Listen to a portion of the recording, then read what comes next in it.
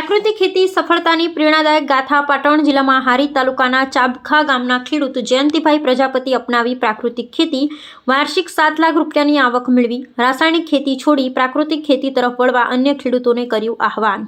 આધુનિક યુગમાં વધુ ઉપજ અને ઝડપી નફાની લાલચે રાસાયણિક ખાતર અને જંતુનાશકનો અતિશય ઉપયોગ થતો રહ્યો છે। પરિણામે જમીનની ઉર્વરા શક્તિમાં ઘટાડો, ખેતી ખર્ચમાં વધારો તેમજ માનવ સ્વાસ્થ્ય પર ગંભીર અસરો જોવા મળી છે।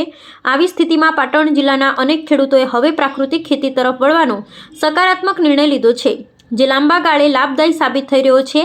પાટણ જિલ્લાના હારી તાલુકાના ચાબખા ગામના પ્રગતિશીલ ખેડૂત જયંતિભાઈ પ્રજાપતિએ પ્રાકૃતિક ખેતી અપનાવી વાર્ષિક આશરે 7 લાખ રૂપિયાની આવક મેળવી છે, જે અન્ય ખેડૂતો માટે પ્રેરણારૂપ ઉદાહરણ બની છે।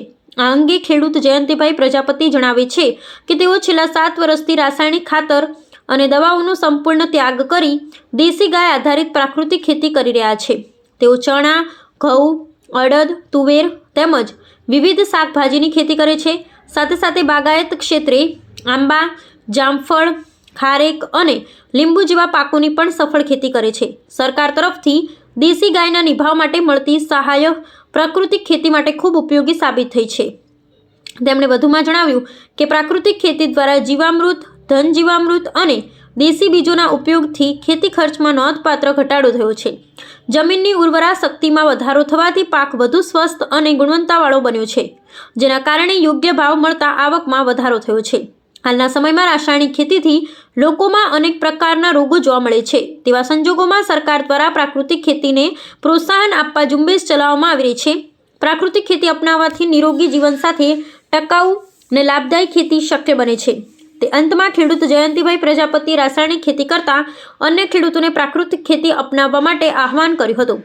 પ્રાકૃતિક ખેતી દ્વારા ખેડૂત આત્મનિર્ભર બની શકે છે તેમજ પર્યાવરણ અને આવનારી પેઢી માટે સ્વસ્થ ધરતીનું નિર્માણ શક્ય બને છે। અહેવાલ રામજીભાઈ એગોર, કાંકરેજ, બનાસકાંઠા। મારું નામ જયંતિભાઈ ભીખાભાઈ પ્રજાપતિ છે।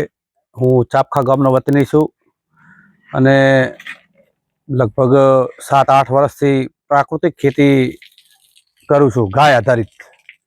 અને મારા પાસે 25 વર્ષથી ગાયો 3 છે અને ગાય આધારિત પ્રાકૃતિક ખેતી કરું છું।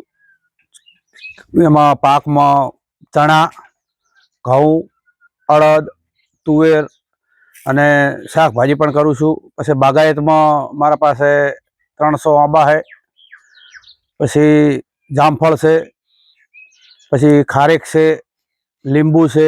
આ પણ મેં સંપૂર્ણ પ્રાકૃતિક કરેલ છે અને મને સરકાર તરફથી 2 ગાયની સહાય પણ મળે છે।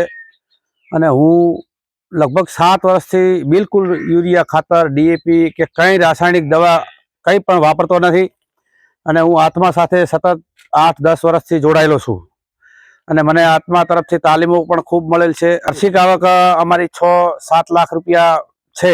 રોગ એટલા બધા વધી રહ્યા છે કે નાની ઉંમરમાં એટેક આવે છે, કેન્સરના રોગો પણ ઘણા થયા, કોઈને કિડની ફેલ થઈ જાય છે। આ બધું અત્યારે રાસાયણિક ખાતર બહુ વાપરવા લોકો બહુ બેફામ વાપરે છે, એના કારણે આ રોગ વધી રહ્યો છે। એટલે અત્યારે સરકારની એવી ઝુંબેશ ચાલે છે, સરકાર ખૂબ આના પાછળ ખર્ચો કરે છે કે પ્રાકૃતિક ખેતી તમે કરો તો તમે નિરોગી રહેશો। એટલે અમે પણ એક જાણવા અમને મળ્યું કે ખરેખર પ્રાકૃતિક ખેતી કરવાથી સારું પણ એવું ઉત્પાદન પણ મળે છે। એટલે મારી પણ એવી સાહેબ અપીલ છે કે હું પણ આ પ્રાકૃતિક ખેતી કરું છું અને બીજાને પણ હું સલાહ આપું છું અને મને આનાથી ઘણો ફાયદો થયો છે।